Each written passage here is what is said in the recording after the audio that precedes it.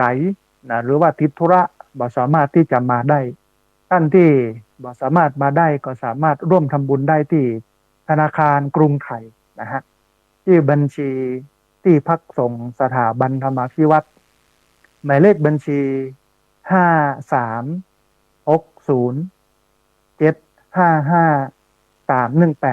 5360755318เป็นธนาคารกรุงไทยชื่อบัญชีที่พักสงฆ์สถาบันธรรมาภิวัตรหมายเลขบัญชี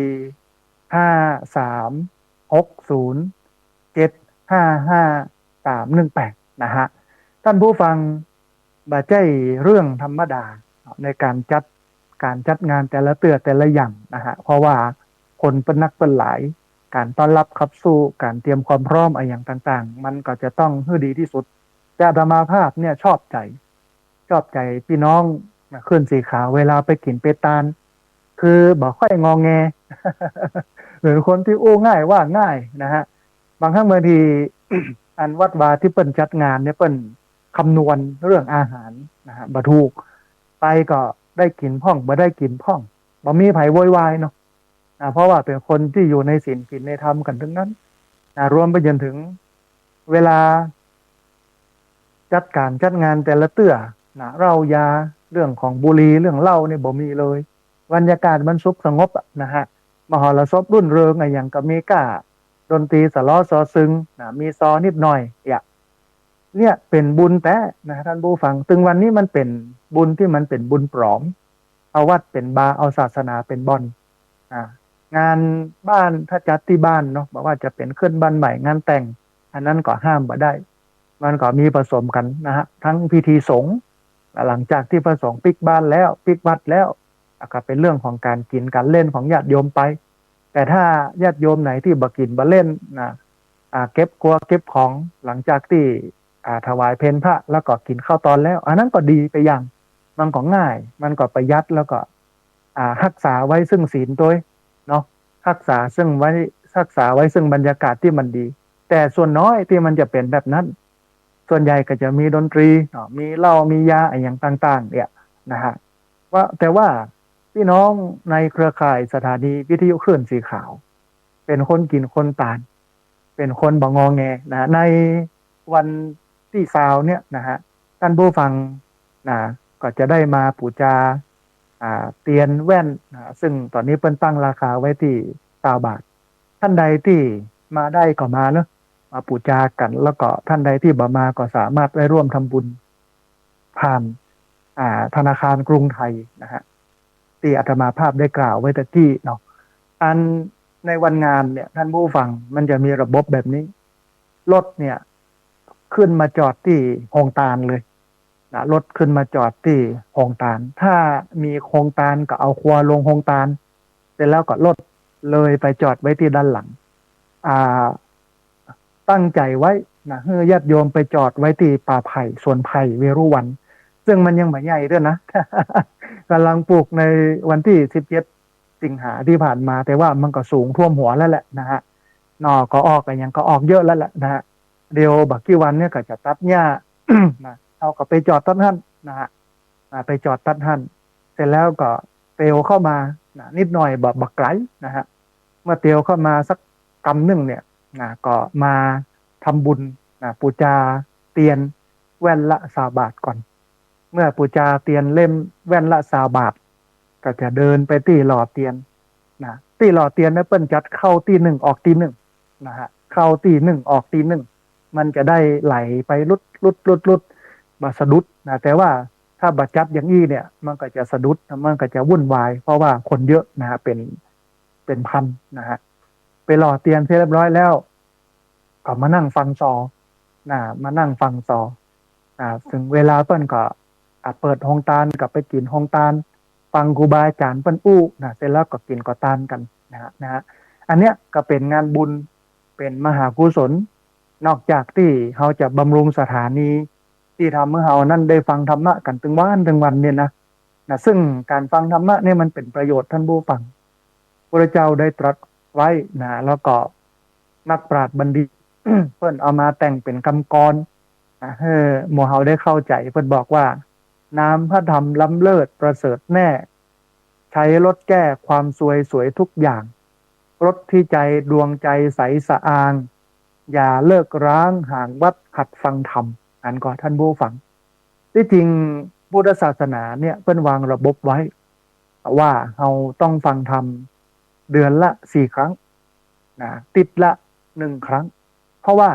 วันพระเนี่ยมีอาทิตย์ละ1 วันนะฮะเดือนหนึ่งก็มี4 อาทิตย์ก็แสดงว่าเดือนหนึ่งเนี่ยเพิ่นคือเฮานั่นไปฟังธรรม4 ครั้งต่อเดือนแต่ด้วยความที่เฮาทำการทำงานท่านผู้ฟังมันบ่ได้หยุดไปกินไปตาลบางครั้งบางทีวันพระวันศีลมันก็บ่ได้ตรงกับวันหยุดมันก็เป็นวันจันทร์ถึงศุกร์บ่ใช่เป็นเสาร์อาทิตย์โอกาสที่จะมากินมาตาลโอกาสที่จะไปฟังธรรมที่วัดมันก็น้อยนะฮะทีเนี้ยเมื่อมีสถานีวิทยุก็เลยทำให้ท่านผู้ฟังทั้งหลายได้ฟังธรรมถึงวันถึงวันบางคนตื่นตั้งแต่เช้านะฮะมาฟังอย่างวันเนี้ยเอาตั้งแต่ตี 3พดตี 5นะบางคนได้เปิดไว้เกือบ24 ชั่วโมงจนสถานีปิดถึงปิดนะฮะเนี่ยคือความงามและทีนี้เมื่อเราฟังธรรมเนี่ย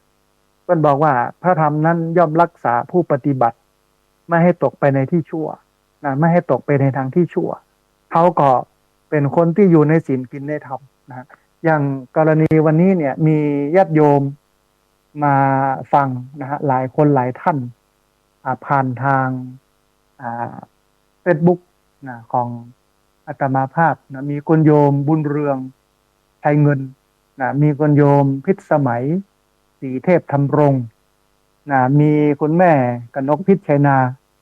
มีคุณโยมสมพรแก้ววรรณามีคุณโยมอนงเพียรศิลป์นะฮะแล้วก็มีชื่อโยมที่เป็นภาษาอังกฤษท่านหนึ่งนะฮะอันเนี้ยคือคนที่สนใจธรรมะเอาธรรมะนั่นเป็นมิตรคู่เรือนเป็นเพื่อนคู่ใจคอย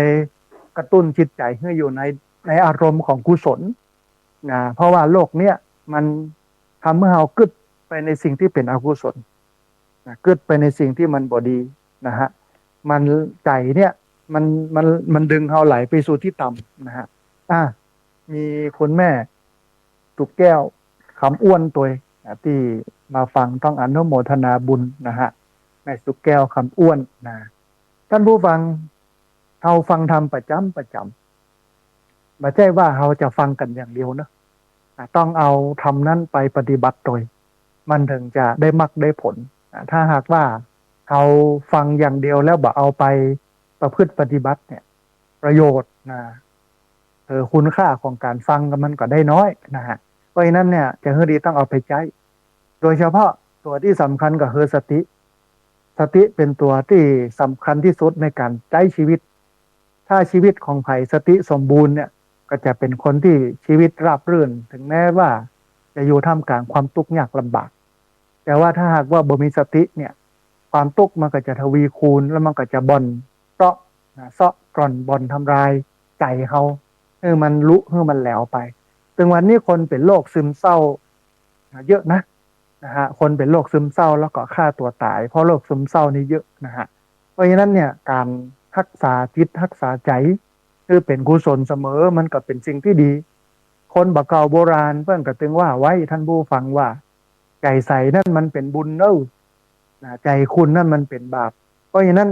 เขาก็จำเป็นจะต้องเนี่ยใจให้มันใสบ่ให้มันขุ่นมัวที่จริงมันก็มีเรื่องให้ขุ่นมัวนักนะฮะมีหลายเรื่องที่จะทำให้ขุ่นมัวเอาตั้งแต่ตื่นนอนขึ้นมากันแล้วกันเนาะ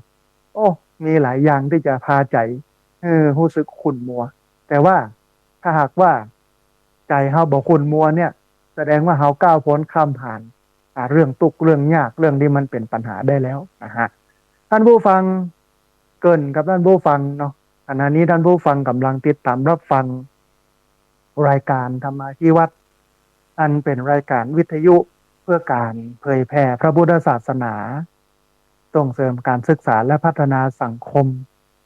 รายการนี้รับผิดชอบโดยอาตมาภาพพระสาธิตธีระปัญโยประธานมูลนิธิธีระปัญโย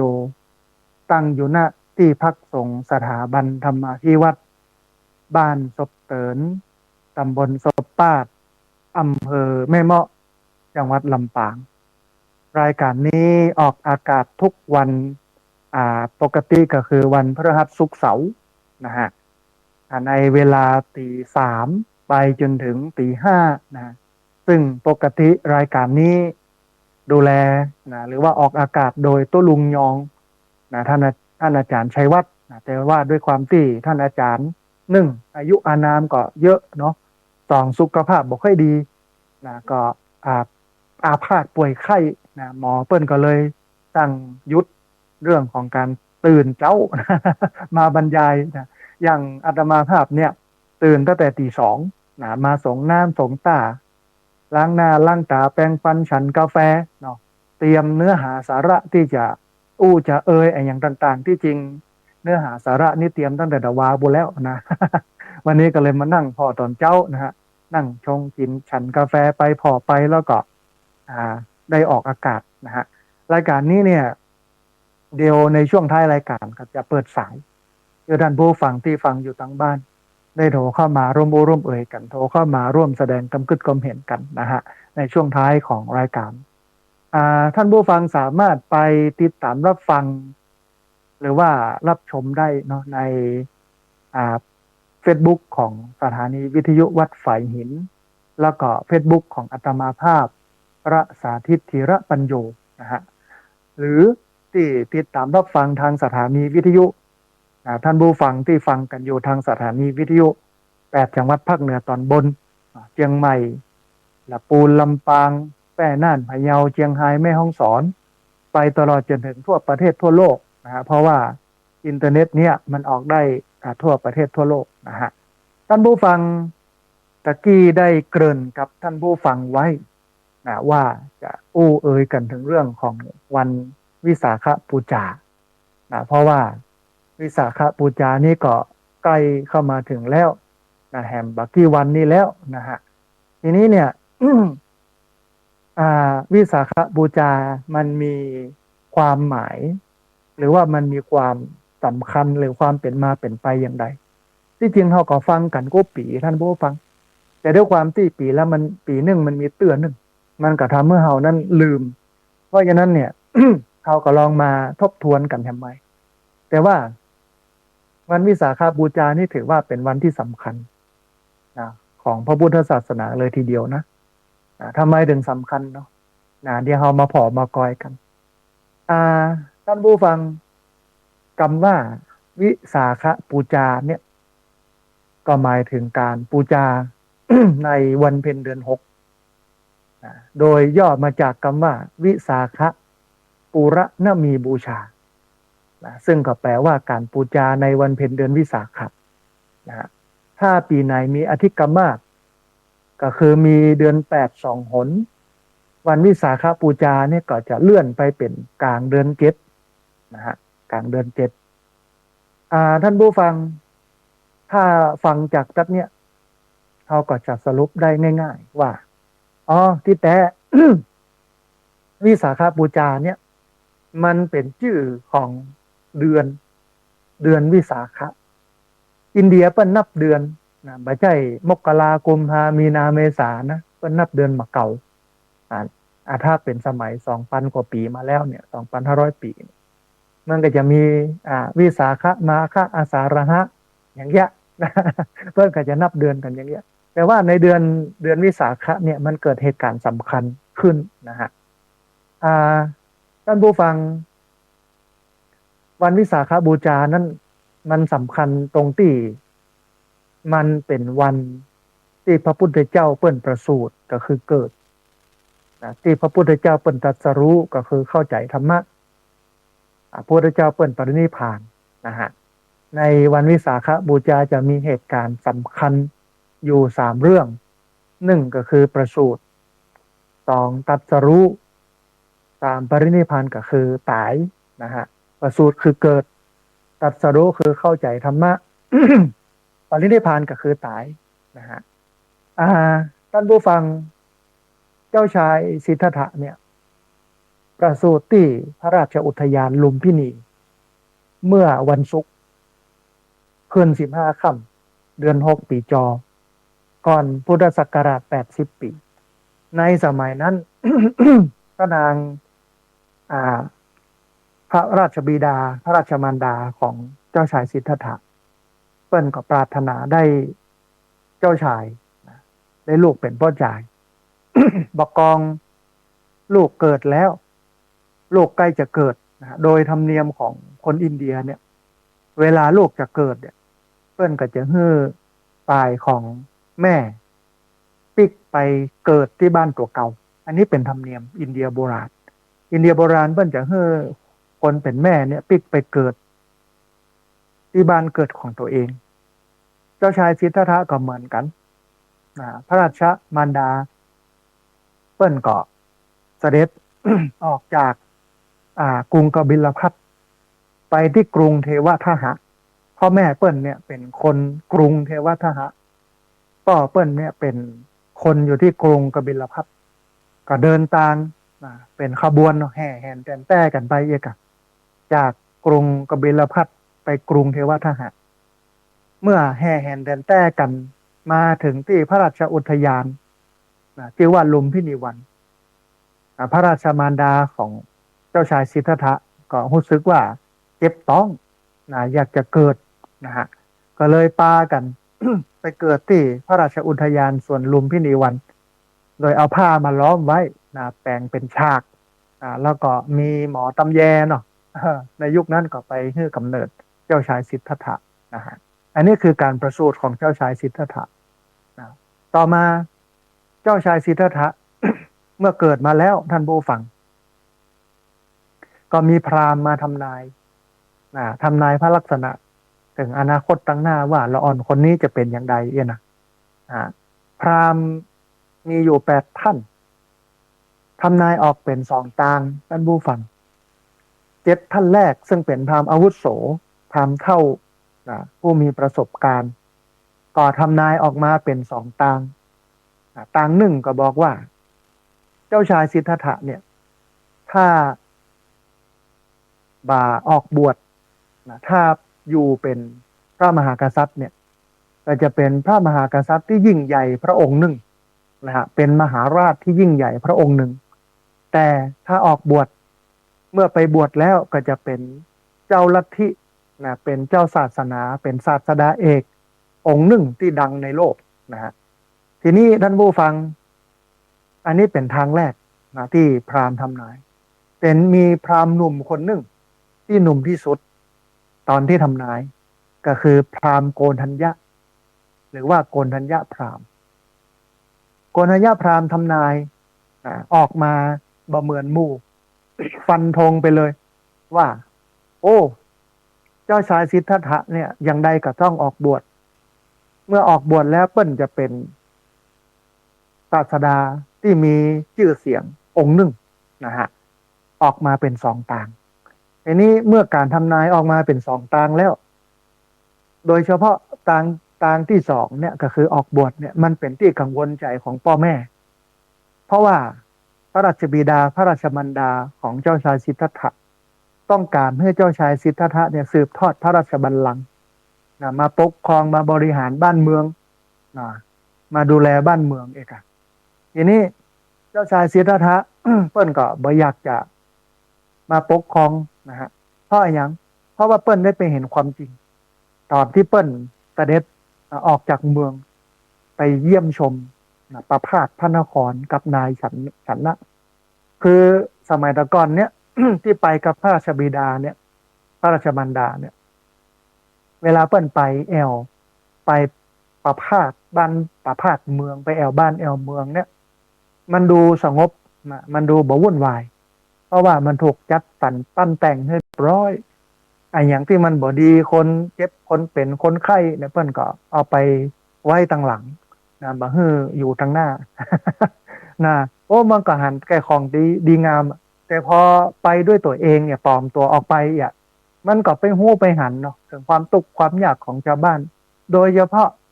ไปหันเทวทูตก็คือการแก่ไปหันคนแก่งกเงินเนี่ยเนาะเท่าชะแลแก่ชะลาหิผิวหนังเหี่ยวย่นสายตาฝ้าฟางเขี้ยวฟันบ่ดีไปหันคนแก่ นะก็ถามนายฉันนะว่าอันนั้นไผฉันนะก็บอกว่าอันนั้นคนแก่ดอกอ๋ออันนั้นคนแก่แล้วเฮาจะเป็นอย่างนั้นก่อนนะเจ้าชายสิทธัตถะก็ถามนายฉันนะว่าเฮาจะแก่อย่างนั้นก่อนก็แก่อย่างนั้นแล้วก็ใครจะไปพ้นความแก่ไปได้อีเนาะไม่หันคนเจ็บก็คนตายเนาะสุดท้ายเนี่ยถึงบอกว่าคนแก่คนเจ็บคนตายเนี่ยพุทธเจ้าก็ต้องเป็นเจ้าชายสิทธัตถะต้องเป็นอย่างนั้นนี่บ่พ้นแน่นอนมันก็เลยเกิดคำถามขึ้นมาในใจของเจ้าชายสิทธัตถะว่าแล้วเมื่อเราจะต้องเป็นอย่างอี้เนี่ยเราจะหนีเราจะเราจะพ้นจากตรงนี้ได้อย่างไรกลับไปหันเส้นนักบวชนะซึ่งในอินเดียโบราณนั้นมันมีหลายสำนักมีหลายนักบวชนะที่เปิ้นแสวงหาความหลุดพ้นจากกิเลสนะเพื่อเข้าถึงซึ่งอมตะธรรมก็คือนิพพานก็คือโมกขสะอย่างเงี้ยนะก็ไปหันเส้นนักบวชว่าก็เลยถามนายฉันนะว่าอันนั้นไผ่หัวล้นๆนะใส่ผ้าเหลืองๆนายชนะก็บอกว่าอันนั้นนักบวชนะนักบวชก็คือคนที่ปฏิบัติเพื่อหลุดพ้นนะจากการแก่การเกิดการเจ็บการตายนะฮะนำไปสู่อมตะธรรมนิพพานนะโมกขสะนะฮะพระเจ้าก็เลยชอบใจว่ามันก็มีตังออกแต่ถ้าเราไม่อยากให้เกิดเนี่ยไม่อยากให้แก่ไม่อยากให้เจ็บไม่อยากให้ตายเขาไปตังนี้เนี่ยไปบวชเนี่ย มันก็จะทำให้เรานั้นหลุดพ้นจากการแก่เจ็บตายได้นะฮะที่จริงเนี่ยหัวใจของพุทธศาสนาอยู่ตรงนี้ท่านผู้ฟังนะสูงสุดนะยอดเก้าของมันอยู่ตรงนี้ ก็คือการไม่กลับมาเกิดอีกนะเพราะว่าการกลับมาเกิดมันทำให้เกิดความทุกข์พระเจ้าได้ตรัสไว้บอกว่าทุกขาชาติปุณณปุณณังการเกิดบ่อยๆเป็นทุกข์นะฮะเพราะฉะนั้นเนี่ยเฮาตึงวันเนี้ยตึงศีลตึงตาลเนาะตึงฟังธรรมตึงปฏิบัติธรรมตึงอะไรอย่างกันเนี้ยเฮาต้องให้ใจเฮาเนี่ยเข้าไปถึงตรงนี้เข้าไปถึงนิพพานก็คือไม่กลับมาเกิดอีกนะถ้าเฮายังหวังสวรรค์เนาะ ยังหวังเรื่องของสวรรค์ยังหวังเรื่องของงาน การไปกินดีอยู่ดีเป็นเทวบุตรเทวดาเนี่ยมันก็ผิดหลักคำสอนของพุทธศาสนาเนื้อแท้ตัวแท้ก็คือการบังคับมาเกิดนะฮะทีนี้ เมื่อเจ้าชายสิทธัตถะได้หันนักบวชก็เลยกึดในใจว่าเนี่ยคือทางออกทางหนึ่งเหมือนกันว่าการออกบวชเนี่ยเมื่อเสียสละกิเลสแล้วเนี่ยกิเลสมันเหือดแห้งเนี่ยมันหมดไปเนี่ยมันก็จะเข้าถึงโมกขสะเข้าถึงนิพพานได้บกองปิกมาที่พระราชวังก็ไปหันพระนางพิมพายโสธราประสูติพระราชโอรสออกมาพระองค์ก็เลยรู้ว่าเนี่ยลูกเนี่ยมันเป็นบ่วงมัดคอบ่วงมัดแข้งบ่วงมัดขาเบื่อเฮาออกไปปฏิบัติธรรมนะก็เลยตั้งชื่อลูกบ่าวว่าราหุลแปลว่าบ่วงผูกมัดนะฮะมัดตีนมัดมือมัดคอนะเบื่อหลุดพ้นจากกิเลสนะฮะทีนี้ เมื่ออาหารอย่างนั้นแล้วเจ้าชายสิทธัตถะ ก็เลยหนีออกไปบวชนะเมื่อออกไปบวชท่านผู้ฟังเจ้าชายสิทธัตถะก็ไปศึกษากับครูบาอาจารย์กู้แรกก็คืออารารกะดาบทและอุทกะดาบทที่สอนสมถกรรมฐานนะฮะเรียนรู้สมถกรรมฐานคือการทำสมาธิกับครูทั้งสองนะตอนอายุ29นะออกบวชอายุ29ออกบวชไปศึกษากับครูทั้งสองจนกระทั่งได้เข้าถึงสมาธินะแล้วก็เข้าใจการสอนของครูทั้งสองอย่างแจ่มแจ้งจนกระทั่งครูทั้งสองเนี่ยชมเชยว่าเก่งนะว่าหูเร็วว่าเข้าใจเร็วเพราะว่าพระพุทธเจ้าเปิ้นมีพื้นฐานมาก่อนนะฮะทีนี้ครูทั้งสองคนกับจวนนะเจ้าชายสิทธัตถะเพื่อเป็นศาสดาแตนให้มาเป็นเจ้าลัทธิ เจ้าชายสิทธัตถะก็บอกว่าเฮาบวชมามันจะได้มาเป็นเจ้าลัทธิด้วยเนี่ยเฮาบวชมาเพื่อแสวงหาความหลุดพ้นจากกิเลสนะขอลาก่อนเนอะอันน่ะบ่เอาเตื้อนะก็ลาออกจากลัทธิของสมาธิของครูทั้งสองคืออารันตกะดาบทและอุทกะดาบท เสร็จแล้วก็ไปบำเพ็ญทุกขกิริยาทรมานตนลำบากตามความเชื่อแห่งฟังหนึ่งนะของอินเดียนะในยุคเปิ้นเชื่อว่าตายมันคือ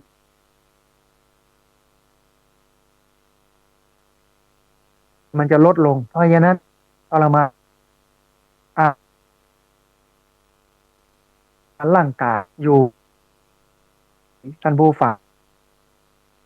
มันก็บาพดบาพิวสักเตื้อนะเพราะว่าการทรมานร่างกายนั้นมันไม่ใช่เป็นคำตอบหรอกแต่ถึงวันนี้ลัทธิความเชื่อนี่ยังมีอยู่ในอินเดียนะว่าร่างกายเป็นกิเลสทรมานร่างกายเรา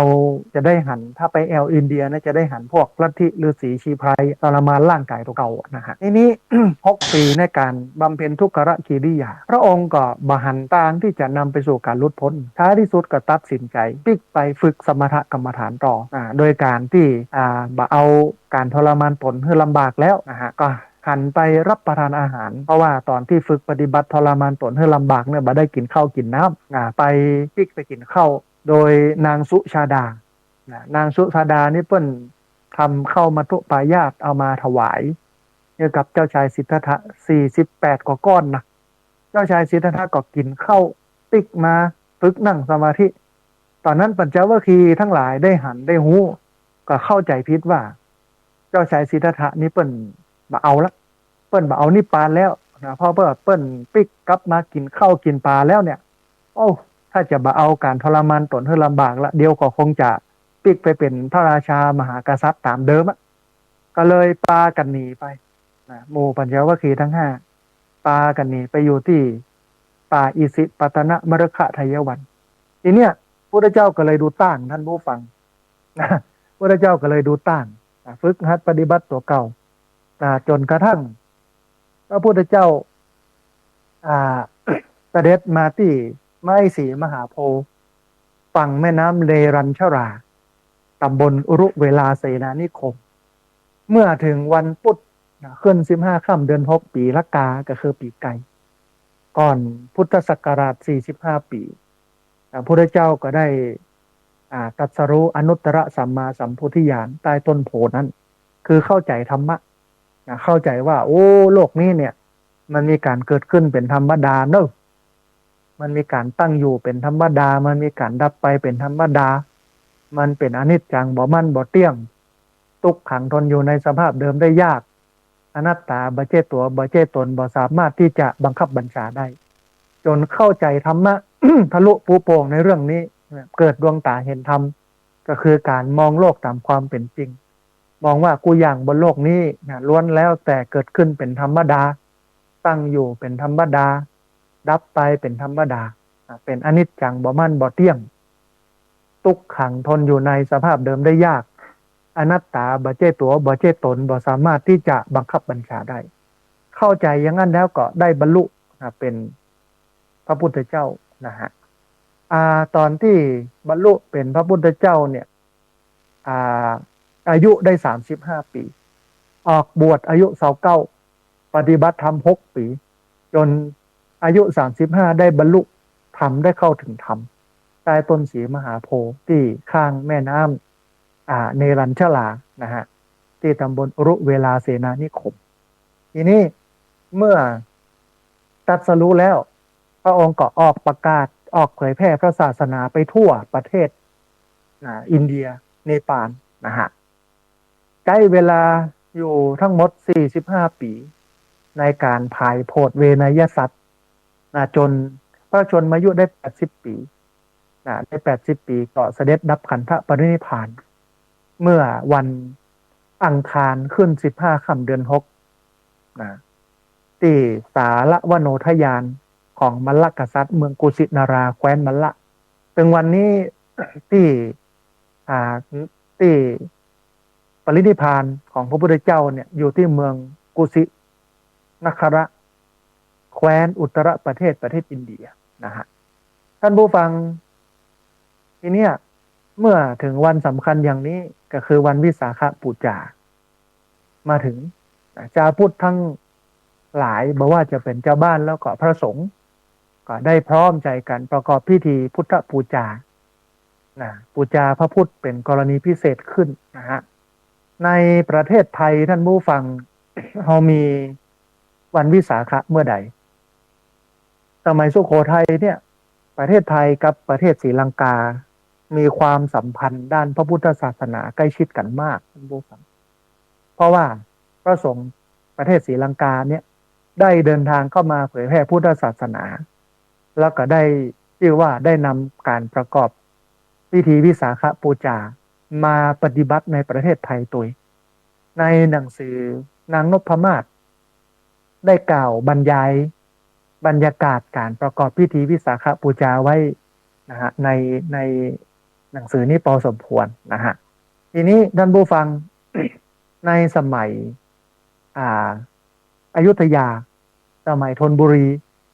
ด้วยอิทธิพลของศาสนาพราหมณ์เข้ามาครอบงำประชาชนไทยแล้วก็มีอิทธิพลสูงกว่าอำนาจของพุทธศาสนาจึงปรากฏหลักฐานว่าได้มีการประกอบพิธีปูจาในวันวิสาขบูชาจนกระทั่ง มาถึงสมัยพระบาทสมเด็จพระพุทธเลิศล้านนภาลัยพระเจ้าอยู่หัวรัชกาลที่2ของกรุงรัตนโกสินทร์มันก็ตรงกับปีพ.ศ. 2360ซึ่งมันก็ตรงกันกับความคิดหรือว่าพระดำริของสมเด็จพระสังฆราชมีวัดราชบูรณะเปิ้นก็มีดำริเพื่อมีการฟื้นฟูวันวิสาขบูชาขึ้นมานะฮะท่านผู้ฟังการจัดงานวิสาขบูชาก็มาเรื่อยๆนะฮะจนกระทั่งองค์การสหประชาชาติเปิ้นกำหนดให้วันวิสาขบูชาเนี่ยเป็นวันสำคัญของโลกนะฮะเนื่องจากคณะกรรมาธิการ องค์การสหประชาชาติเปิ้นได้ร่วมพิจารณาแล้วก็ มีมติเห็นชอบให้ประกาศให้วันวิสาขบูชาเนี่ยคือเป็นวันสำคัญวันหนึ่งของโลกนะฮะอันเนี้ยมันก็เลยเป็นที่มาของวันวิสาขบูชาเพราะฉะนั้น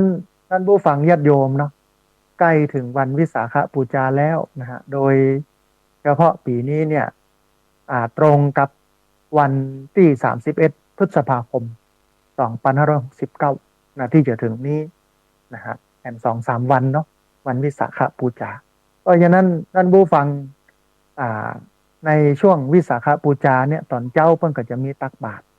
เอาก็ไปตักบาตรทำบุญเมื่อตักบาตรเรียบร้อยแล้วนะก็มาคนบางคนก็บ่ปิกบ้านเพิ่นก็จะอยู่วัดปฏิบัติธรรมไปนะฮะบางคนก็ปิกบ้านมาอาบน้ำอาบหนองทำธุระปะปังบ่กองแม่แรงนะเพิ่นเวียนเทียนก็ออกไปเวียนเทียนนะฮะแต่ที่สำคัญที่สุดควรที่จะได้รับจากวันวิสาขบูชาก็คือการไปฟังเทศน์เพราะว่าการฟังเทศน์มันจะทำให้เราเข้าใจนะฮะแล้วก็ในช่วงวิสาขบูชาเนี่ยพระเจ้าพระสงฆ์เปิ้นก็เอาเรื่องวิสาขบูชาเนี่ยมาเทศน์ให้เราได้ฟังในมิติต่างๆนะในวันนี้อาตมาภาพก็เอามาเพื่อท่านผู้ฟังได้ฟังกันเนี่ยก่อนนะฮะท่านผู้ฟังขณะนี้ท่านผู้ฟังกำลังติดตามรับฟังรายการธรรมาภิวัตรอันเป็นรายการวิทยุเพื่อการเผยแผ่พระพุทธศาสนาส่งเสริมการศึกษาและพัฒนาสังคมรายการนี้รับผิดชอบโดยอาตมาภาพพระสาธิตธีระปัญโยประธานมูลนิธิธีระปัญโยตั้งอยู่ณที่พักสงฆ์สถาบันธรรมาภิวัตรบ้านศพเตินตำบลศพปาดอำเภอแม่เมาะจังหวัดลำปางรายการนี้ออกอากาศทุกวันพฤหัสวันศุกร์วันเสาร์ซึ่งมาแตนตุลุงยองนะซึ่งท่านเป็นพระนักจัดรายการแล้วก็ตอนนี้ท่านอาพาธป่วยอยู่นะฮะรายการนี้เนี่ยออกอากาศผ่านทางสถานีวิทยุในเครือข่ายสถานีวิทยุคลื่นสีขาวเพื่อชาวประชาซึ่งมีอยู่หลายคลื่นหลายสถานีหลายจังหวัดออกอากาศผ่านทาง Facebook ไลฟ์ซึ่งเป็นไลฟ์สดของสถานีวิทยุวัดฝายหิน ไปจนถึง Facebook ของอาตมาภาพพระสาธิตธีระปัญโยแล้วก็บันทึกเทปเอาไปออกอากาศผ่านทางสถานีวิทยุเพื่อการศึกษาและพัฒนาอาชีพRadio Network FM 99.50 เมกะเฮิรตซ์ของวิทยาลัยเทคนิคกฟผแม่เมาะทุกวันศุกร์ในเวลา 8 โมงเมื่อเจ้าเป็นต้นไปแล้วก็เอาไปออกผ่านทางเพจของมูลนิธิธีระปัญโยด้วยนะฮะมีญาติโยมท่านผู้ฟังที่ติดตามรับฟังผ่านทาง Facebook ของอาตมาภาพนะมีแม่เพ็ญศรีสุทธะนะมีแม่ฟองจันทร์แก้วมูลนะซึ่งเป็นนักเรียนโรงเรียนผู้สูงอายุตัวนะที่ติดตามรับฟังกันมานะแล้วก็ท่านอื่นๆตัวนะฮะที่ติดตามรับฟังกันตลอดนะฮะแล้วก็ท่านผู้ฟังที่ฟังทางสถานีวิทยุตัวนะมีแม่อนงเพียรศิลป์ตัวเนาะนะฮะแม่คุณโยมสายสมรแก้ววรรณานะฮะต้องอนุโมทนาบุญที่ติดตามรับฟังกันนะฮะท่านผู้ฟังก่อนที่จะเปิดสายให้ท่านผู้ฟังที่ฟังอยู่ทางบ้านมีแม่สมจิตอินทรวิจิตตัวนะต้องอนุโมทนาบุญตัวนะก่อนที่จะเปิดสายให้ท่านผู้ฟังที่ฟังอยู่ทางบ้านจะได้โทรเข้ามาร่วมอู้ร่วมเอ่ยกันจะได้โทรเข้ามาร่วมแสดงกับคิดความเห็นกันนะฮะทวนแห่งกำนึ่งเนอะท่านผู้ฟังในการกินการตานของเฮาในวันหล่อเตียนเข้าพรรษาก็คือวันเสาร์ที่20 มิถุนายนพุทธศักราช2569ซึ่งเป็นครั้งที่19นะในการหล่อเตียนเข้าพรรษาเอากำหนดการมาอุ้มกำนึงให้ท่านผู้ฟังได้เข้าใจนะเพราะว่ายิ่งอายุเยอะเนี่ยความจำมันไม่ค่อยดี มันขี้ลืมนะฮะอู้กันบ่อยๆนะมันก็จะได้ปั๊มย้ำเตือนกันไปนะฮะในเวลา8 โมงถึง9 โมงถึง10 โมงครึ่งถึง11 โมงครึ่งของวันเสาร์ที่20 มิถุนายน8 โมงถึง11 โมงครึ่งเมื่อญาติโยมมาถึงที่พักสงฆ์สถาบันธรรมที่วัดแล้วก็ได้มาร่วมกันบูชาเตียนเข้าพรรษานะซึ่งเปิ้นเอาทำเป็นแว่นๆนะหล่อเป็นแว่นโดยตู้ลุงแดงนะอาจารย์พระครูชลทานพิทักษ์นะฮะเปิ้นหล่ออย่างไว้เรียบร้อยแล้วก็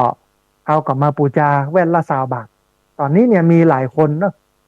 บูชาแต่ว่าบ่ต้องแจ้งความจำนงหมายอย่างมาเตื้อถ้าญาติโยมได้มานะส่งรายชื่อมานะฮะท่านไหนที่บูชากี่แว่น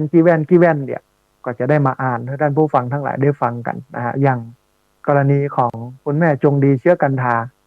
ที่อยู่ฝางนะพี่น้องที่อยู่ชัยประการแม่อายฝางก็สามารถไปร่วมบุญได้ที่คุณแม่จงดีเชื้อกันทานะฮะเมื่อมาบูชาเตียนแว่นละ20 บาทนะเรียบร้อยแล้วนะซึ่งปัจจัยที่ญาติโยมบูชาเนี่ยจะเอาไปมอบเพื่อกับสถานีวิทยุแล้วก็บำรุงที่พักสงฆ์สถาบันธรรมที่วัดนะฮะหลังจากที่บูชา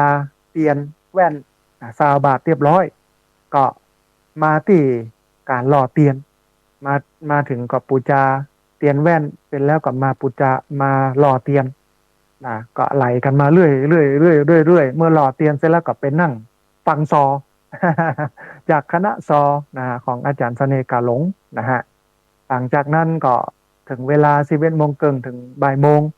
ก็มีการฉันภัตตาหารเพลแด่พระสงฆ์แล้วก็รับประทานอาหารร่วมกันเวลาบ่ายโมงถึงบ่าย2 โมงครึ่งจะเริ่มพิธีนะฮะพิธีแต้ๆเนี่ยพิธีกินพิธีตาเนี่ยเริ่มบ่ายโมงตรงหัวหน้าส่วนราชการแขกญาติโยมก็จะมาพร้อมกันบ่ายโมงนะฮะเมื่อถึงบ่ายโมงเนี่ยตัวแทนคณะกรรมการที่พักสงฆ์สถาบันธรรมพิวัตรก็จะจุดเทียนชนวนส่งเพื่อประธานคุณโยมชนธานีเชื้อน้อย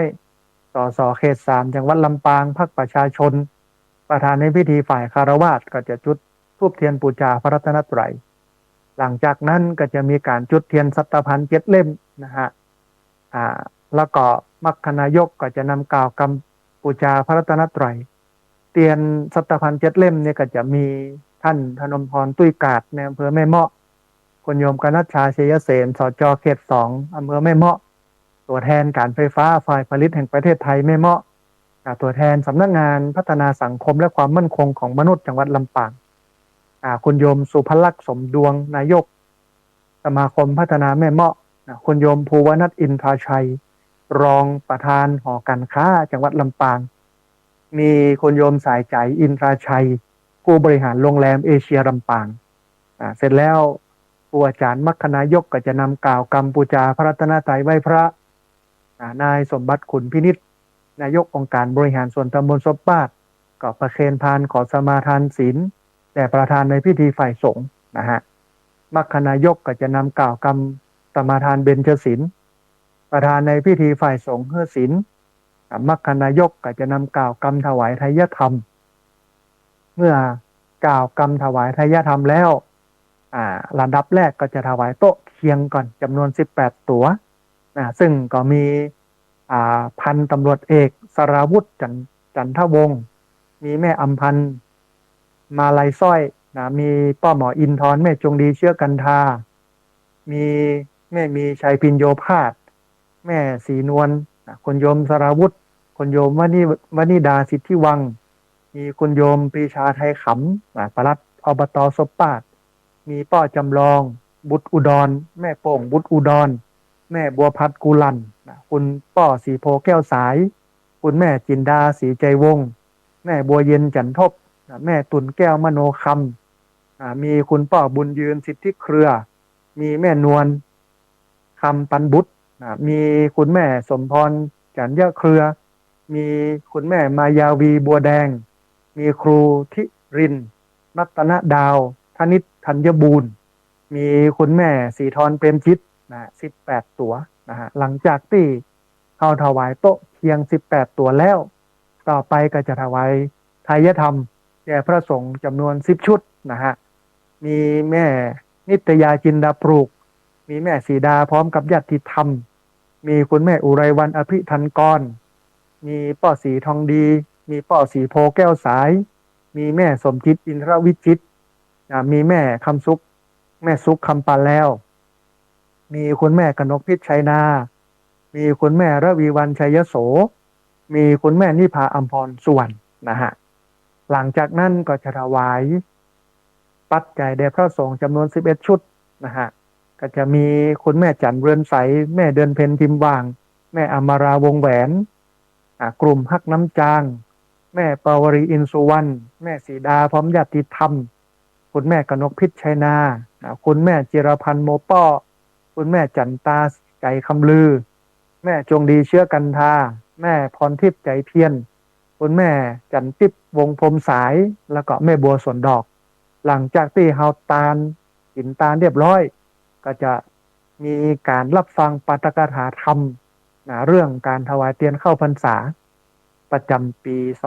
2569ครั้งที่19ของเครือข่ายสถานีวิทยุคลื่นสีขาวพระเจ้าประชาโดยท่านอาจารย์พระครูอภิวัฒนวิกรมผู้อำนวยการสถานีวิทยุคลื่นสีขาวพระเจ้าประชาเจ้าอาวาสวัดปากทางเจริญ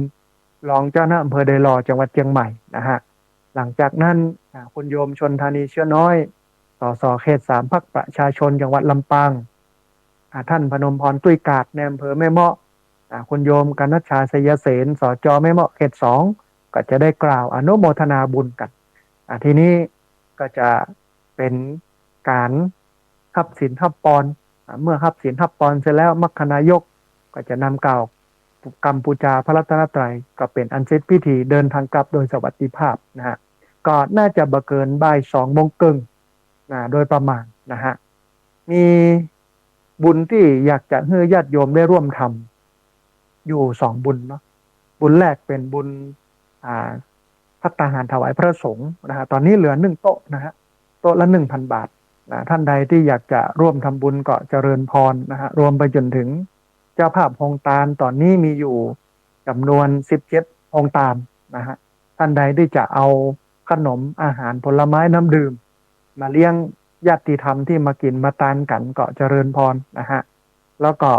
อันหนึ่งก็คือการร่วมทำบุญมีญาติโยมตอนนี้มีอยู่39ท่านทับรูปท่านสุดท้ายท่านอาจารย์พระครูชลทานพิทักษ์ได้ร่วมทำบุญมา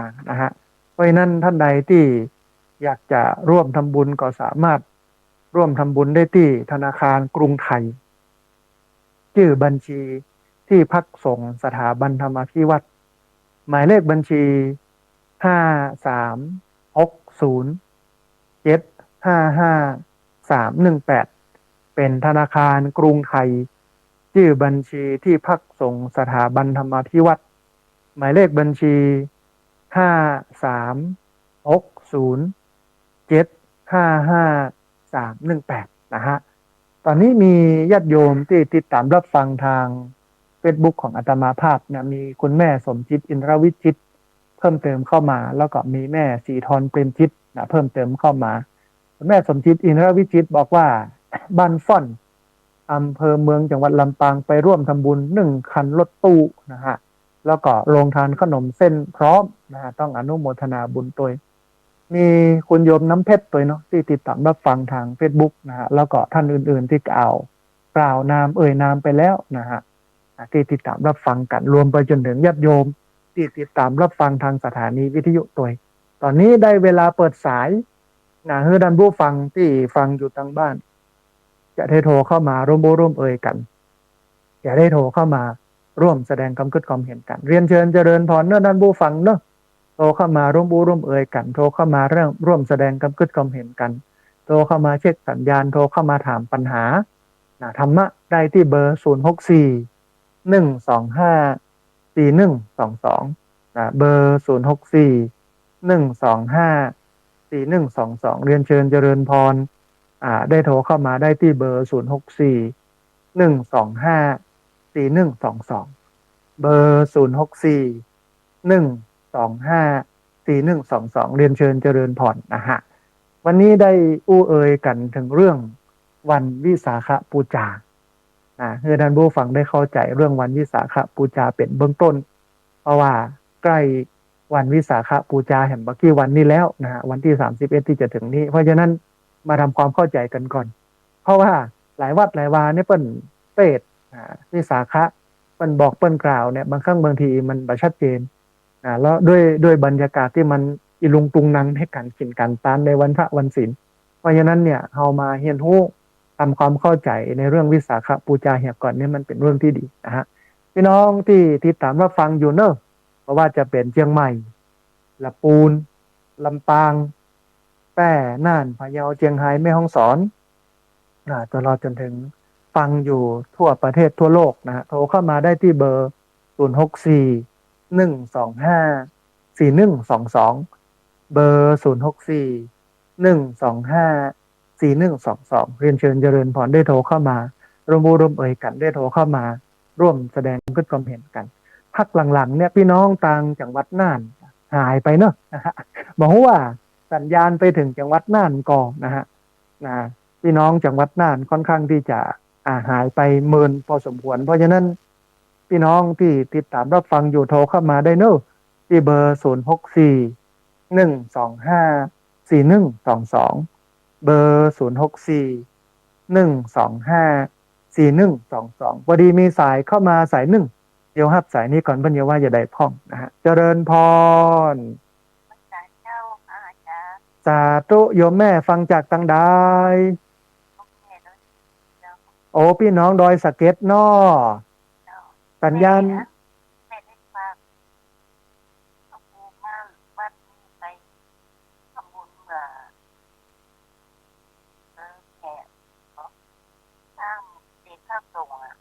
อ๋อโอ้สาธุเมินมาแล้วเนาะแม่นอ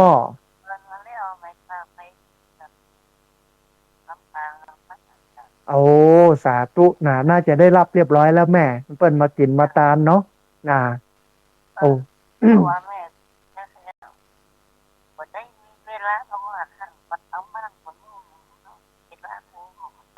อ๋อตอนนี้ตันแล้วโยมแม่เพราะว่ามาออกแตนตุลุงชัยวัฒน์ตุลุงยองสักพักหนึ่งโยมแม่สักพักหนึ่งนะฮะ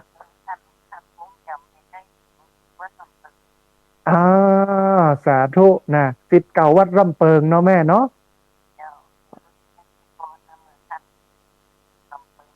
เป็นเนนน้อยๆนะแม่นะอ๋อเมื่อปี47เนาะแม่เนาะ2547ตอนบวชเป็นพระสงฆ์เนาะ นะวัดร่มเปิงนะอ่าแล้วตอนนี้อยู่ลำปางโยมแม่ได้หลายปีละได้18 ปีแล้วมั้งอยู่ลำปางเนี่ยนะอืมโอ้บ่เป็นอย่างแม่ฟังวิทยุแล้วก็โทรเข้ามาให้กำลังใจกันแบบนี้ก็เติงก็ถึงโยมแม่เออโอ้สาธุวันนี้พอมีเวลาสายแรกเลยได้โทรเข้ามาเนาะแม่เนาะ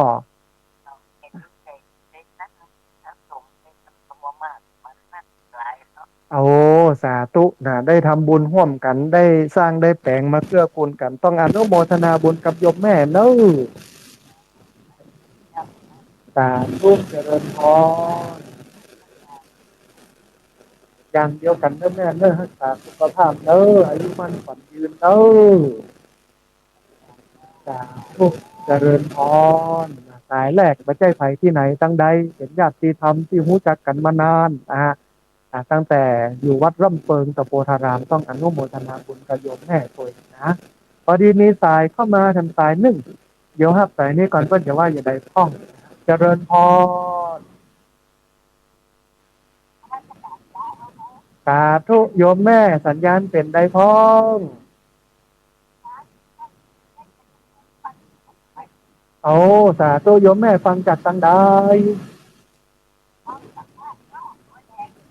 อ๋อพี่น้องสันกำแพงเนาะโอ้บ้านร้องงัวแดงสันกำแพงสัญญาณชัดเจนเนาะแม่เนาะ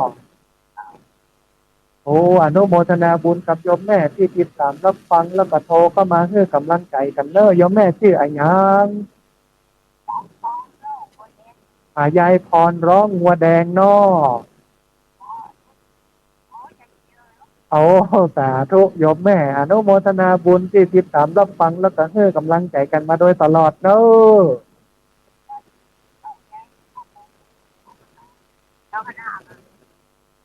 อ๋อเจ้าคณะอำเภอสันกำแพงเนอะวัดร้องงัวแดงเนอะ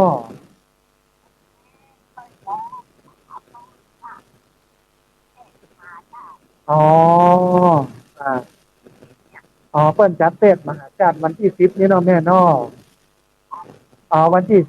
30วันที่ 30เดือนนี้จ้ะแม่เอาถ้าถ้าท่านไหนอยู่ใกล้วัดร้องบัวแดงพี่น้องไปห่วมกันในวันที่30เทศมหาชาติเน้องแม่นอโอ้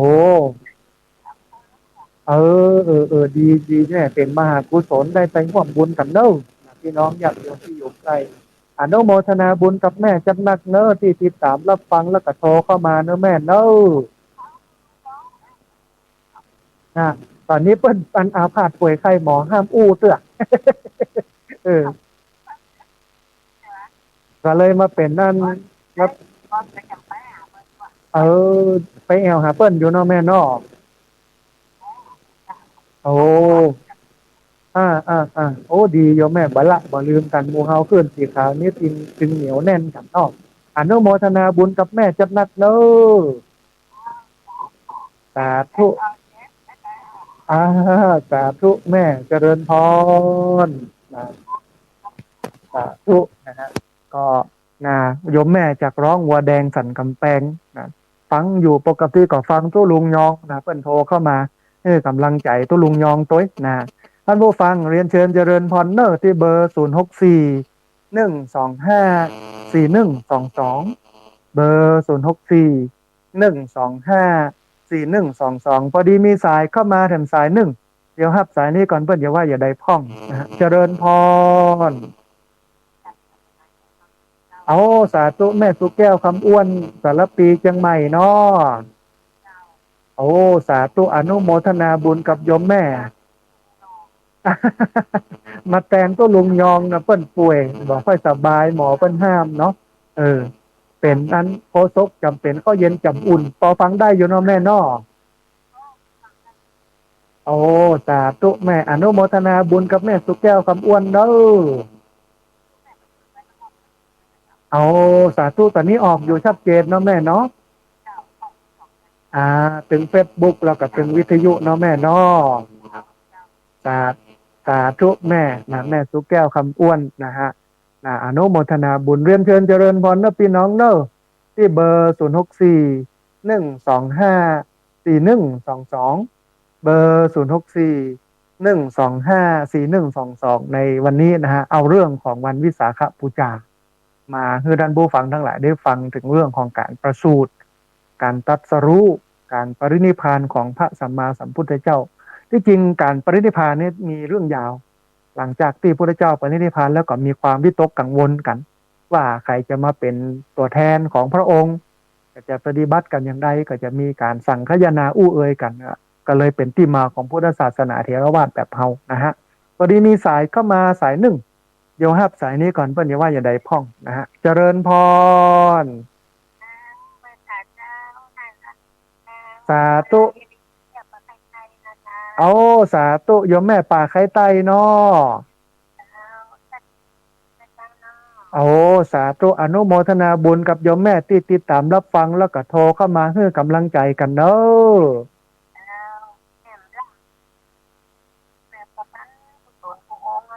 เอาสาธุอนุโมทนาบุญเป็นแฟนพันธุ์แท้เนาะแม่เนาะสาธุบ่เป็นอย่างแม่กินตามตามกำลังเนอะแม่เนอะนะ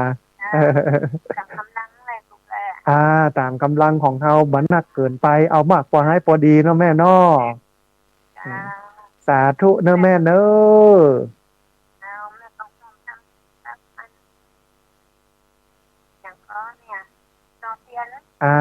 หล่อหล่อเตียนเข้าพรรษาเนาะนะประกาศชื่อไปแล้วเนาะแม่เนาะอ่าประกาศไปเรียบร้อยแล้วเนาะแม่เนาะโอ้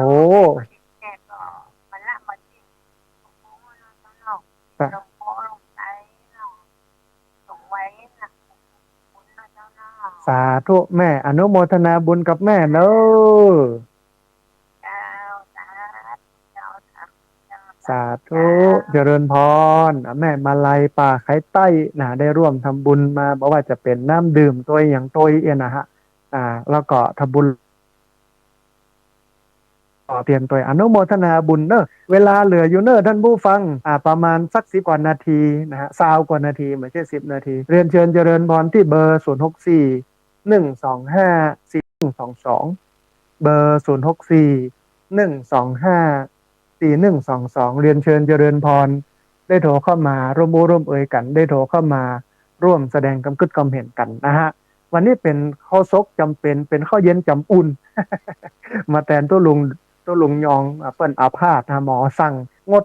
พูดนะงดขยับขยื่นอะไรอย่างนักหนาจารีรักษาสุขภาพนะอาจารย์พระครูอภิวัฒนวิกรมเปิ้นก็มอบหมายให้อาตมาภาพได้มา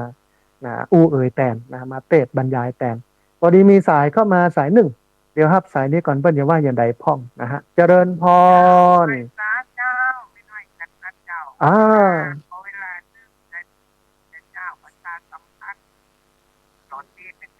สาธุโยมแม่เจิญเลย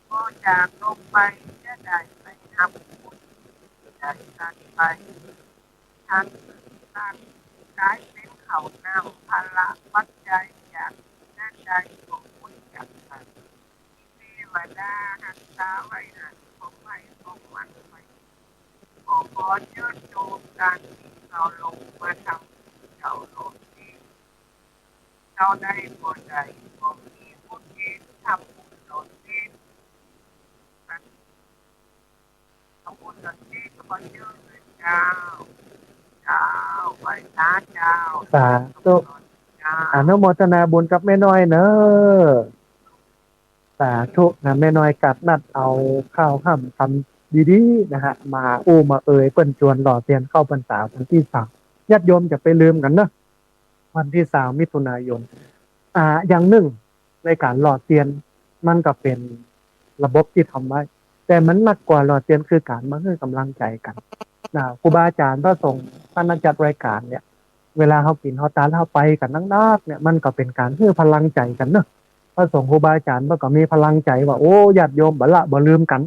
อย่าลืมนะพุทธศาสนาเทรวาสเนี่ยมันอยู่ได้ย้อนกันกำจูของญาติโยมนะฮะเพราะฉะนั้นเนี่ย เมื่อญาติโยมมาปากันมากินมาตานพระก็จะมีพลังในการเผยแผ่ศาสนา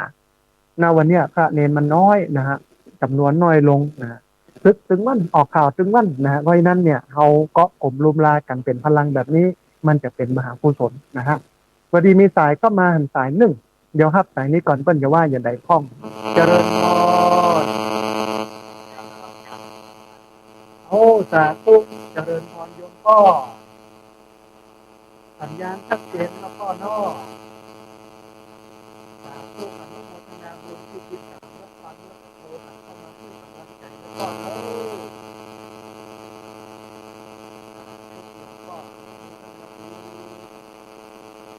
โยมพ่อโทรเข้ามาคือกำลังใจกันต้องอนุโมทนาบุญตัวนะฮะท่านผู้ฟัง เรียนเชิญเจริญพรเนอร์ที่เบอร์0641254122เบอร์0641254122ในเวลาแห่งประมาณ15 นาทีนะฮะที่เบอร์0641254122ในแบบที่วันนี้ก็คือวันที่31เดือนพฤษภาคมเป็นวันที่สาขบูชาเพราะฉะนั้นงานผู้ฟังนอกจากเราจะไปวัดไปวาไปกินไปตานแล้ววันดังกล่าวเนี่ยเราต้องทำใจให้ผ่องใสมาให้กิเลสคือความโลภโกรธหลงมันมาครอบงำเนอท่านผู้ฟังนะไม่ใช่ว่าไปกินไปตานหมดอะแต่ใจคุณมัวเนี่ยมันก็ไม่ใจดีนะฮะเพราะว่าการกินการตานเหล่านั้นเนี่ยมันเป็นเหตุเป็นปัจจัยให้ใจเขาใสเพราะนั้นน่ะเมื่อเขาเนี่ยใจเงื่อใสมันก็จะเป็นมหากุศลพอดีมีสายเข้ามาสายหนึ่งเดี๋ยวครับสายนี้ก่อนเปิ้ลอย่าว่าอย่าใดข้องเจริญพรเจริญพร เจริญพรโอ้สาธุโยมแม่ชื่ออะไรนะอ๋อแม่สีนวลทาแก้วเนาะแม่เนาะสาธุโยมแม่จำได้แม่สีนวลทาแก้วนะสัญญาณเป็นไดพ้องแม่ชัดเจนดีก่อนยังก็โยมแม่เคยทำบุญที่อาจารย์อ๋อสาธุมาร่วมทำบุญกับการปลูกไผ่เนาะแม่เนาะเออมาเดี๋ยวนี้ท่วมหัวแล้วนะสาธุประเดี๋ยวนี้ต้นไผ่ท่วมหัวแล้วเนอะแม่เนอะเออหน่อออกขนาดนัดตอนนี้นะกำลังใหญ่นะงานโนโมทนาบุญกับแม่ที่กินที่ตามเอาใจเปิ้นมาเมินโยมแม่ใจเปิ้นมาเมินดูแลตามอัตภาพเนอะแม่เนอะร่างกายนะ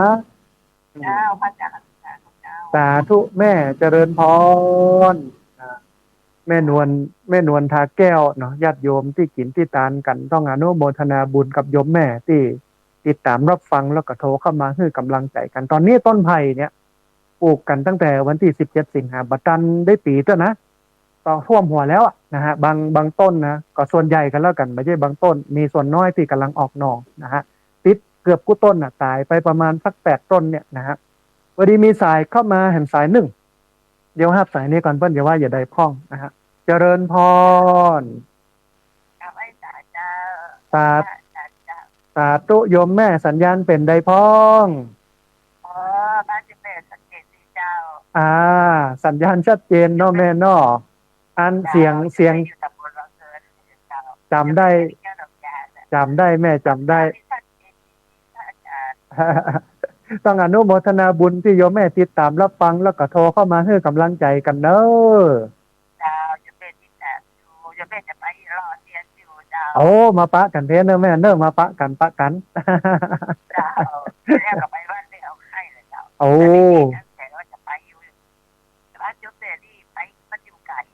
อ่าอยู่ตำบลวังเกินแล้วพระเจ้าอาจารย์โอ้สาธุนะเดี๋ยววันที่ซาวมาปะกันมาร่วมกันรอเตียนเพื่อนเนอร์แม่เนอเราจะไปโยโบตำบลแล้วก่อนมาถ่ายเราจะไปอยู่ที่เขาให้ติดต่อโลดจูจะไปมีรอดเราไปเป็นมีรอดปีที่ปีแรกแล้วจะไปมีคนรับโลดซื้ออย่างเจ้าอ๋อไปปลูกต้นไม้แล้วเจ้าจะเบกกับไปแล้วเจ้าโอ้ปีที่ชวนปีแรกมันจะไปอยู่อย่างอ่าเจ้าเดี๋ยวมากินมาตานกันบุญจอมบุญพร้อมกันเพะนะ เจ้า เอเจ้าอโบแล้วสาธุจะไปผ่านอยู่ท่านดีๆเจ้าอาจารย์สาธุอนุโมทนาบุญกับแม่เทียนแก้วหนองยางเนอะเจ้าสาจะไม่ธุสายเจ้าเจริญพรโยมแม่เทียนแก้วหนองยางโทรเข้ามาให้กำลังใจกันนะฮะเรียนเชิญเจริญพรเนอะพี่น้องเนอะที่เบอร์0641254122เบอร์0641254122หลังจากแล้วรอเตียนวันที่20นี่แล้วนะฮะก็เตรียมตั๋วเนอะท่านผู้ฟังท่านใดที่อยากจะไปถวายเทียนเข้าพรรษาที่บุรีรัมย์สุรินทร์ศรีสะเกษวันที่14 15 16นะฮะก็เตรียมตั๋วกันแถมนะก็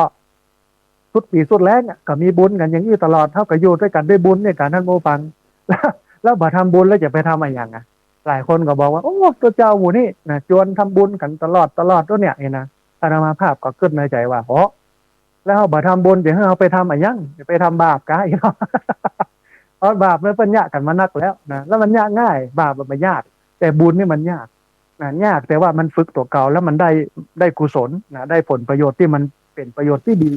เพราะนั้นเนี่ยมันก็ต้องฝืนทำนะฮะอยู่กับบุญจนกระทั่งมันอยู่ในชีวิตจิตใจเขาแล้วเนี่ยมันก็ถือว่าชีวิตเขาเป็นชีวิตบุญนะ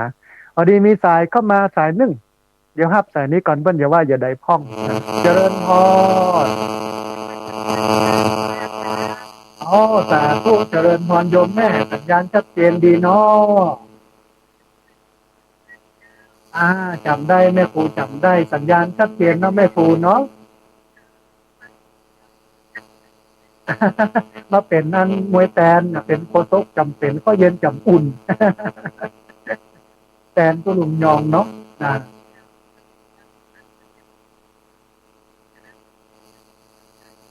อ่าก็แตนเป็นช่วงหนึ่งถ้าเปิ้นดีเปิ้นสบายแล้วเดี๋ยวเปิ้นเป็นมาโอ้สาธุอนุโมทนาบุญกับแม่ครูที่นอกจากจะฟังแล้วเอาธรรมะนั้นมาแต่งเป็นเพลงเพื่อพี่น้องที่สั่งรับฟังกันเพลงหล่อเทียนก็บรรษานี่ก็เป็นแม่ครูลาวันกุยคำเป็นผู้ประพันธ์แล้วเป็นผู้แต่งเนอะท่านผู้ฟัง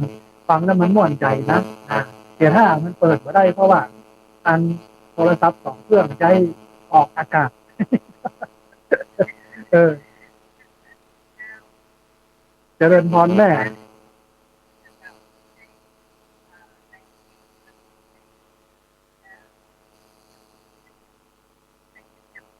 อ่า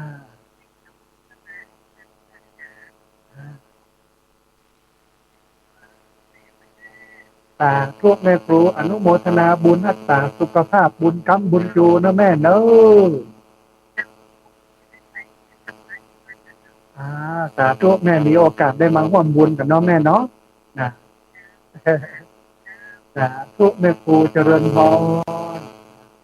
แม่ครูลาวันกุยคำนะ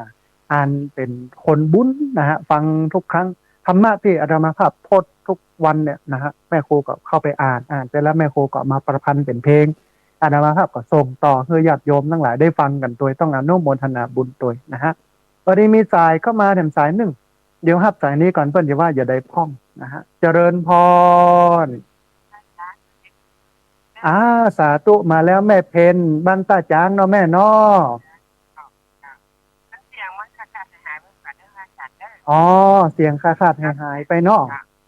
จ้าแล้วเวลาคุณครูที่เขาบอกก็ได้ยินจ้าอ๋อเวลาเปิ้นโทรมาบอกค่อยได้ยินเนาะแม่เนาะอ่าโอ้ต้องขอบคุณโยมแม่ที่มาแจ้งเรื่องที่เป็นประโยชน์จะแก้ไขปรับปรุงให้มันฟังเสียงม่วนกว่านี้เนาะแม่เนาะจ้าแม่บุญรอดวัดกับตอนบุญวันหลังเล่า40 บาทจ้าโอ้เปิ้นร่วมทำบุญมาเนาะนะแม่หอมไว้หั่นก่อนเนอะหอมไว้หั่นก่อนถ้าได้รวมกันใกล้ๆเปิ้นก็โอนมาเนอะแม่เนอะจ้าได้จ้าโอ้อนุโมทนาบุญกับโยมแม่จัดหนักเด้อ สาธุเจริญพรนะพี่น้องที่อยู่ใกล้เนาะแม่เพนคนสู้ชีวิตนี่นะก็ไปร่วมให้หอมกันตรงนั้นได้นะเพราะเพิ่นเป็นสะพานบุญนะให้หอมกันมาญาติโยมเนาะช่วยกันเนาะมาระดมทุนนะฮะในการหล่อเตียนเข้าพรรษาเอาปัจจัยที่เกิดจากการระดมบุญระดมทุนกันเนี่ยอันที่หนึ่งไปสนับสนุนสถานีวิทยุเป็นค่าน้ำค่าไฟคนมาดูแลเนาะและเครื่องอะไรอย่างต่างๆที่มันรู้มันบ่ดี อันที่สองอุปถัมภ์ที่พักสงฆ์สถาบันธรรมาภิวัตน์จะสร้างจะแปลงอะไรอย่างจะต่อเติมอย่างใดจะปรับอย่างใดนะฮะมันก็เป็นบุญถึงกู้แล้วก็เป็นบุญใหญ่ตัวนะฮะเนี่ยอาตมาภาพก็เห็นการระดมทุนระดมบุญแบบเนี้ยมันบ่ได้เพิ่นฮ้องว่านอกรีดบ่ได้เบียดเบียนกันเฮาฮ้อมกันเต้าที่ฮ้อมตามนาบุญนี่เป็นของแท้ลูกนะฮะคุณแม่สมจิตอินทรวิจิตรนะบอกว่าอันพระอาจารย์ขี้งัวมดหรือยังเจ้า ยังบ่มดเตื้อแม่เดี๋ยวแหมสักวางหนึ่งเนาะก็ไปเอาพอดีโยมแม่สมคิดอินทรวิจิตรกับอันคุณแม่อ่าอุไรวันอภิธันกรเปิ้นตาลที่วัวมาอาตมาภาพก็เอามามักใส่ใบไม้เสร็จแล้วก็เอาไปใส่พักตอนนี้ใส่ถั่วฟักยาว กับพริกนะฮะคือญาติโยมได้มาช่วยกันเนี่ยแล้วก็เอาไปขายกาดเอาสตังค์มาก็มาแบ่งให้ญาติโยมให้มีรายได้ให้มีอาชีพกับหมู่ที่มาอยู่วัดอยู่วานะฮะต้องอนุโมทนาบุญกับคุณแม่สมคิดอินทรวิจิตรตัวนะฮะท่านผู้ฟังเรียนเชิญเจริญพรเนอะเวลาเลยประมาณสัก4 นาทีเนี่ย5 นาทีเนี่ยนะฮะที่เบอร์0641254122เบอร์0641254122นะฮะพอดีมีสายเข้ามาสายหนึ่งเดี๋ยวครับสายนี้ก่อนเปิ้ลอย่าว่าอย่าได้พ่องนะฮะเจริญพรไม่ใช่เจ้าโอ้สาธุโยมแม่นะสัญญาณเป็นใดพ้องนั่นเจ็ดที่วันนี้เป็นมวยแตนละเป็นข้อซกจำเป็นข้อเย็นจำอุ่นแตนตุลุงยองเห็นหน้าคุณจะออกวันนั้นไปทูเปิ้นได้พักผ่อนก่อนกะเปิ้นพักผ่อนก่อนเอาโคซกจำเป็นข้อเย็นจำอุ่นไปก่อนเนาะแม่เนาะ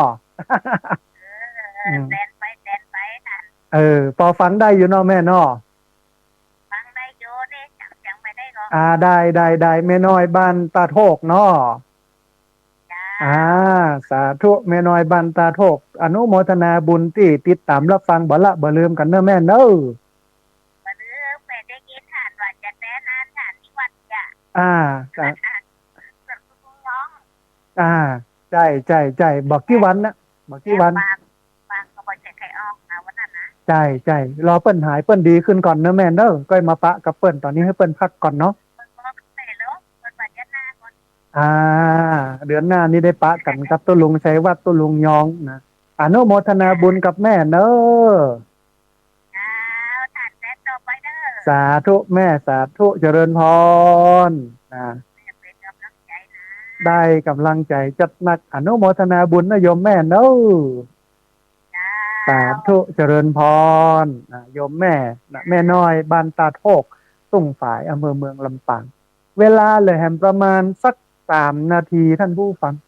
2 นาทีไม่ใช่3 นาทีได้ที่เบอร์0641254122ได้แหมสักสาย2 สายเนอะท่านผู้ฟังได้แหมสักสาย2 สายในวันวิสาขบูชาที่ถึงนี้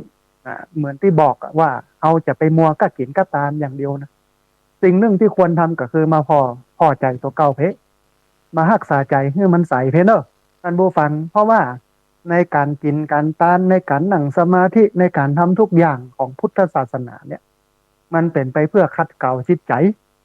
ทีนี้เวลาเขาเนี่ยเอาทำอะไรอย่างต่างๆแล้วใจมันขุ่นมัวเนี่ยอันนั้นมันผิดระบบนะเพราะฉะนั้นทำทุกอย่างด้วยใจเป็นกุศลใจใสเพราะว่าอย่างใจใสเป็นบุญใจคุณเป็นบาปเพราะนั้นต้องรักษาใจตัวเก่าเนี่ยให้ใสสะอาดปราศจากมรมนทินเสมอ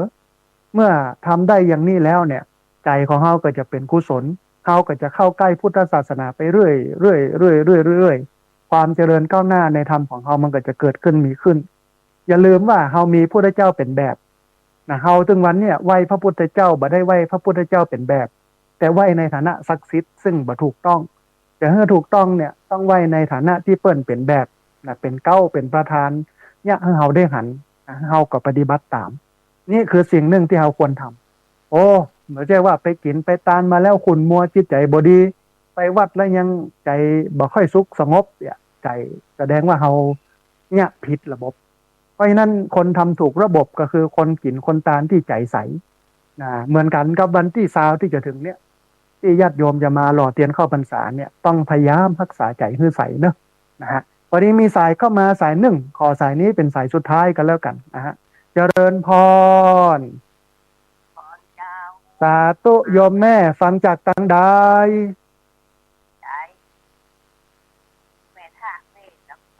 โอ้สัญญาณชัดเจนเนาะแม่เนาะโอ้สาธุโยมแม่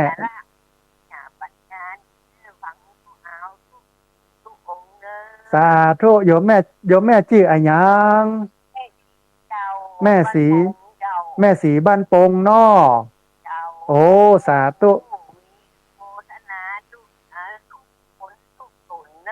สาธุโยมแม่อนุโมทนาบุ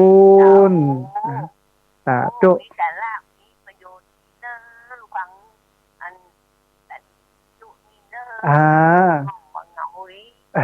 อย่าไปลื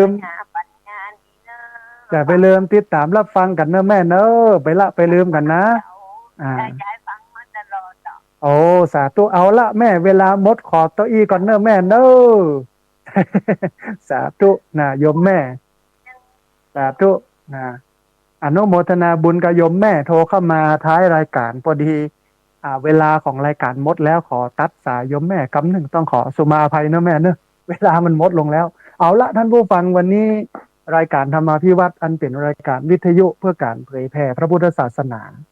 ส่งเสริมการศึกษาและพัฒนาสังคมตั้งเอารายการนี้จากลาท่านผู้ฟังทั้งหลายไปก่อนเอาจะปะกันให้ใหม่ในวันเวลาดังกล่าววันนี้ต้องกราบขอบพระคุณครูบาอาจารย์พระสงฆ์เทรานุเถระที่เคารพอย่างสูงทุกรูปอนุโมทนาบุญกับเจ้าของขึ้นเจ้าของสถานีที่รับสัญญาณเอาไปออกอากาศกระจายเสียงให้ญาติโยมได้ติดตามรับฟังอนุโมทนาบุญกับญาติโยมทุกคนทุกท่านที่ติดตามรับฟังทุกคนทุกท่านที่โทรเข้ามาแล้วก็ขอสุมาภัยกับญาติโยมที่โทรเข้ามาแล้วบัดติดโทรเข้ามาแล้วบัดได้รับสายวันนี้สัพพะพุทธานุภาเวนะด้วยเดชเดชะอนุภาพของพระพุทธเจ้าสัพพะธรรมานุภาเวนะด้วยเดชเดชะอนุภาพของพระธรรมเจ้าสัพพะสังฆานุภาเวนะด้วยเดชเดชะอนุภาพของพระสังฆเจ้าศรัทธาสุทธีพระวันตุเตขอความสุขความเจริญในธรรมจงบังเกิดมีแด่บรรดาศรัทธาสาธุชนทุกคนทุกท่านตลอดการเป็นนิพเพลินจะ